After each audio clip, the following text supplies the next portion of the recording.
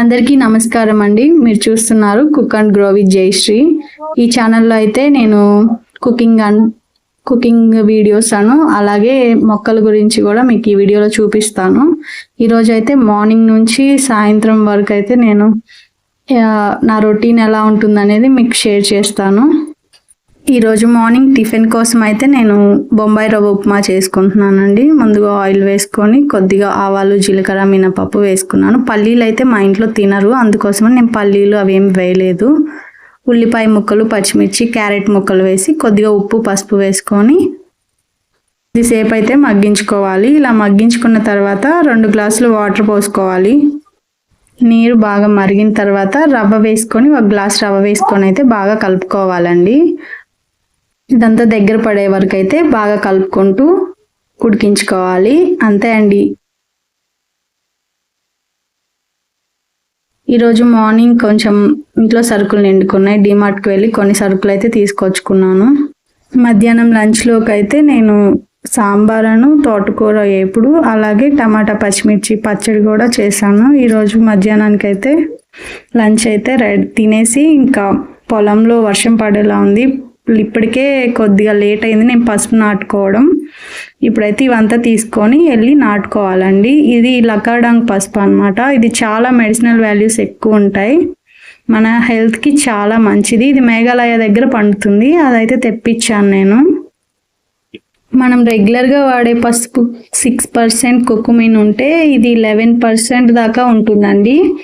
ఇదైతే నేను ఇంట్లోనే ఎక్కువ అయితే రాదు, నాకు కొద్దిగా ఎప్పుడు వచ్చేది. ఈసారి నాకు ఇత్తనం కూడా లేదు, వేరే దగ్గర నుంచి తెప్పించుకున్నాను. ఇప్పుడైతే ఇదైతే నాటుకుంటున్నాను. ఇది ఇంట్లోనే తురిమేసుకొని నేను మిక్సీ పట్టేసుకుంటాను అనమాట. ఇంట్లో ఇప్పటికైతే అట్లానే చేసుకుంటున్నాను. ఈసారి కొంచెం ఎక్కువ పెడుతున్నా, ఎలా వస్తుందో చూడాలి. ఫస్ట్ పసుపే నాటుకోవాలండి, తర్వాత ఇంకేవైనా మొక్కలు విత్తనాలు పెట్టుకోవచ్చు. మనం ముందు పసుపు నాటుకుంటే మంచిదని ఫస్ట్ పసుపుతోనే స్టార్ట్ చేశాను. కొంచెం పూజలాగా చేసుకుంటే కొబ్బరికాయ కొట్టుకొని భూమాతకి నమస్కరించుకున్నానండి. ఇంకంతే. ఈరోజు ఇంకా పసుపు మొత్తం అదంతా క్లీన్ చేస్తున్నాను. అక్కడంతా చెత్త అంతా ఉంది, పొలం దున్నిచ్చామన్నమాట. ఇంకా లేట్ అయిపోయిందిలే అనేసి ఇంక ఇదంతా వేరలేదు. ఇప్పుడైతే కొంచెం అంతవరకు పసుపు పెట్టే వరకు అయితే క్లీన్ చేసుకొని పసుపు నాటుకుందాం అనేసి అదంతా శుభ్రం చేస్తున్నాను. నాతో పాటు మా దుషి కూడా హెల్ప్ చేస్తున్నాడు. ఇంకా పొలం అంతా అయితే 2 acres అండి. ఇందులో నేను కొద్దిగా అయితే ఒక పావులో పావు ఉంటుందేమో, అంతవరకు అయితే ఇంటి వరకు అవసరమయ్యే కూరగాయలన్నిటినీ పెట్టుకుంటాను. ఎప్పుడు ప్రతి ఏడు పెట్టుకుంటాను.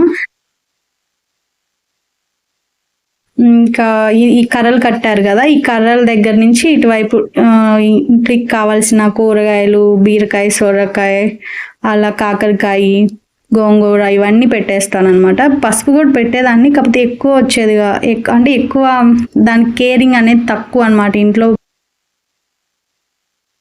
వీడిని చూసుకోవడం, ఇంట్లో పనులు ఇవి సరిపోయాయి. పెద్దగా కేరింగ్ అయితే చేసేదాన్ని కాదు. మందులు కూడా వేయమండి అసలు. ఆర్గానిక్ కానీ ఇంట్లో ఆవు పేడ, ఇంకా మాకు గేదెలు అవి ఉన్నాయి, వాటి ఆ గెత్తమే వేస్తామన్నమాట. ఇంకా వచ్చిన వాడికి అయితే ఇంకా అంతే, ఎంత కాస్తే అంత వస్తుంది. ఇంకా మందులు అయితే ఏమి కొట్టం. మనం చేయాల్సింది కూడా అదేలేండి. భూమికి అయితే అంటే ఇది కొంచెం చేస్తున్నా కాబట్టి నేను మందులు కొట్టపోయినా నాకు ఇంటి వరకే కాబట్టి సరిపోతుంటాయి, పర్లేదు, వస్తుంటే. పసుపు ఫస్ట్ ఇయర్ బాగా వచ్చింది. లాస్ట్ ఇయర్ నేను పెట్టాక దున్ని చేశాడు కాబట్టి ఇత్తనమే లేదు. నాకు తెలిసిన ఆంటీ దగ్గర అయితే ఇదంతా తీసుకొచ్చుకున్నాను.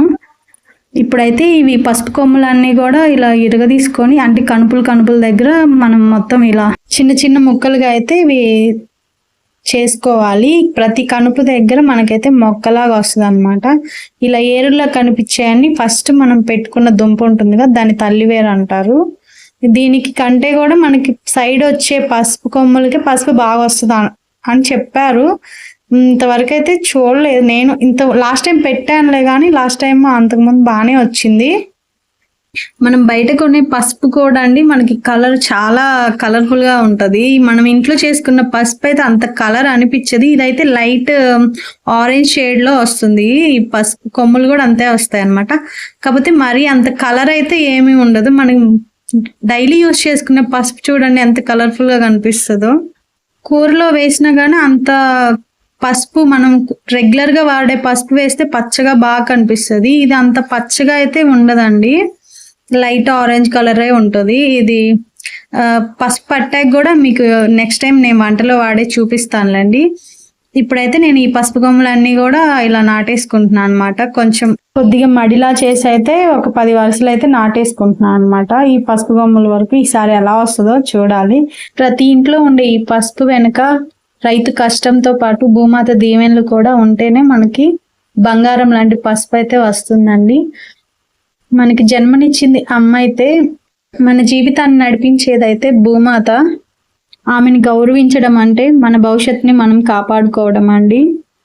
మన పూర్వం పెద్దవాళ్ళు ఏ పని చేసినా, వాళ్ళు పొలంలో ఏ పనులు చేస్తున్నా భూమాతకు నమస్కరించుకొని పనులైతే మొదలు పెట్టేవాళ్ళు. వాళ్ళకైతే బంగారం లాంటి పంటలు పండి ఆరోగ్యంగా ఉండేవాళ్ళు. ఇప్పుడు రసాయనిక పంటలు, మందులతో కూడిన ఆహారం తింటూ ప్రతి ఒక్కరికి మెడిసిన్ లేని ఇల్లు అంటూ లేదండి.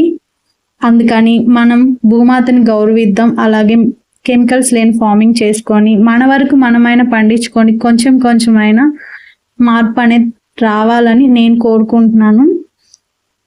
పసుపు నాటడం అయిపోయిన తర్వాత ఇంట్లోకి వచ్చి నేను పెసలు అయితే నానేసాను. మార్నింగ్ పెసరట్టు కోసం అయితే పిండి పట్టుకొని దానికోసం పల్లి చట్నీ కూడా అయితే నేను చేస్తున్నా. అందులో కొంచెం శనగపప్పు, కొబ్బరి, పచ్చిమిర్చి, జీలకర్ర పొడి వేసి అయితే మిక్సీ పట్టుకున్నాను. పల్లి చట్నీ చేసుకొని ఈరోజైతే పెసరట్టు అండి నైట్ డిన్నర్ కోసం అయితే. పల్లి చట్నీకి అయితే పోపు కూడా పెట్టేసుకున్నాను. ఇప్పుడు దోశలు అయితే పెసర దోశలు వేసుకోవాలి. ఈ వీడియోలో అయితే కేవలం నా అభిప్రాయం మాత్రమే మీతో పంచుకున్నానండి. ఎవరిని ఇలా చేయమని కానీ ఎవరిని ఉద్దేశించి కానీ నేనైతే చెప్పలేదు. మీకు ఈ వీడియో నచ్చితే మాత్రం లైక్ చేయండి, అలాగే షేర్ చేయండి, సబ్స్క్రైబ్ చేయండి. ఈ వీడియో ఎలా ఉందనేది కూడా మీ కామెంట్ రూపంలో నాకు తెలియచేయండి. Thank you for watching.